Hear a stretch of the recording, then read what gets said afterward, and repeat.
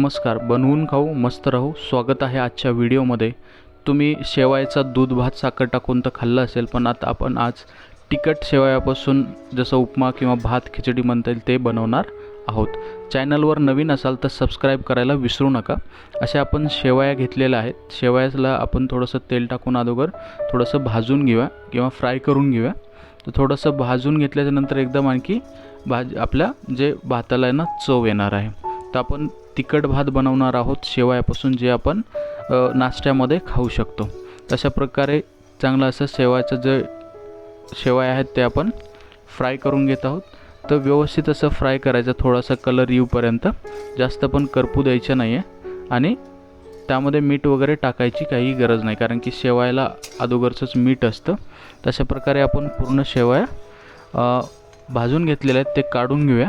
आणि आता आपल्याला फोडणी देण्यासाठी तेल टाकायचं आहे कढईमध्ये, आणि त्यानंतर जिरे टाकायचे 1 चमचा, आणि अर्धा चमचा आपल्याला मोहरी घालून घ्यायची.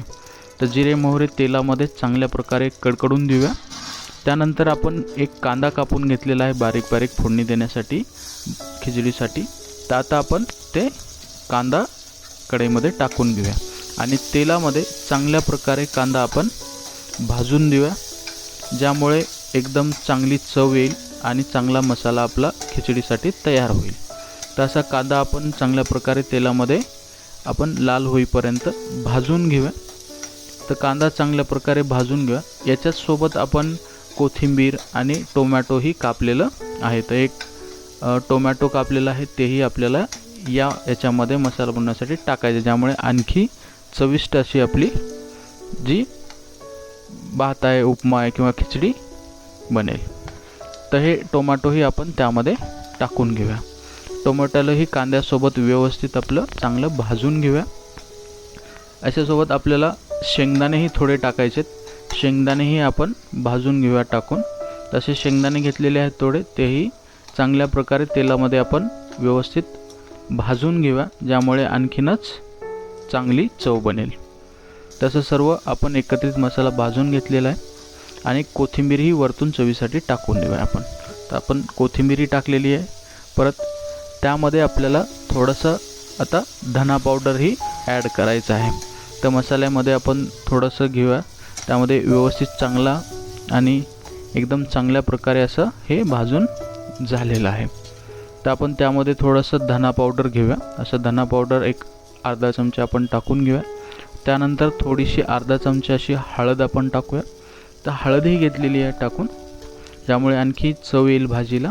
आणि आपण लाल तिखट असेल किंवा हिरवी मिरची असेल तेही टाकू शकतो. तर आपण असं तिखट टाकून घेतलेलं आहे. तर आपल्या चवीप्रमाणे जेवढं आपण तिखट खातो त्याप्रमाणे आपण टाकून घेऊ शकतो. आणि आपल्याला या सर्व मिश्रणामध्ये आता पाणी टाकायचं आहे, ज्यामध्ये चांगलं आपली शेवया शिजतील. तर आपण थोडंसं पाणी टाकून घेऊया, जेवढ्या प्रमाणामध्ये आपल्याला तो भात बनवायचा आहे. तर असा शेवयांचा तिखट भात आपण बनवणार आहोत, ज्याला आपण खिचडी म्हणू शकतो किंवा उपमाही म्हणू शकतो, जे आपण शेवयापासून बनवणार आहोत. तर अशा प्रकारे आपण कोथिंबीर टाकलेली आणि चवीपुरतं मीठ टाकलेलं आहे. मीठ जास्त टाकायचं नाही, कारण की शेवया बनवताना शेवयामध्ये मीठ असतं.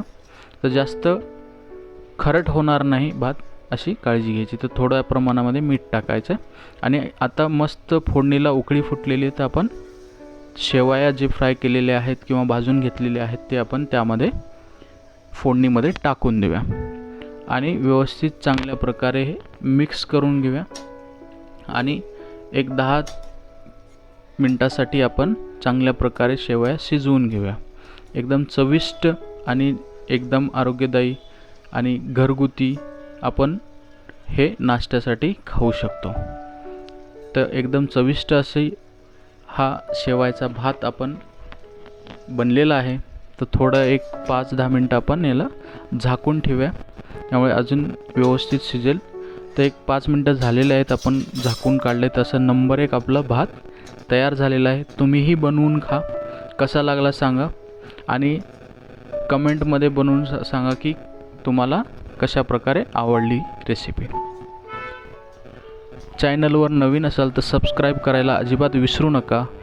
लाईक करा, शेअर करा, सबस्क्राईब करा आणि थँक्स फॉर वॉचिंग.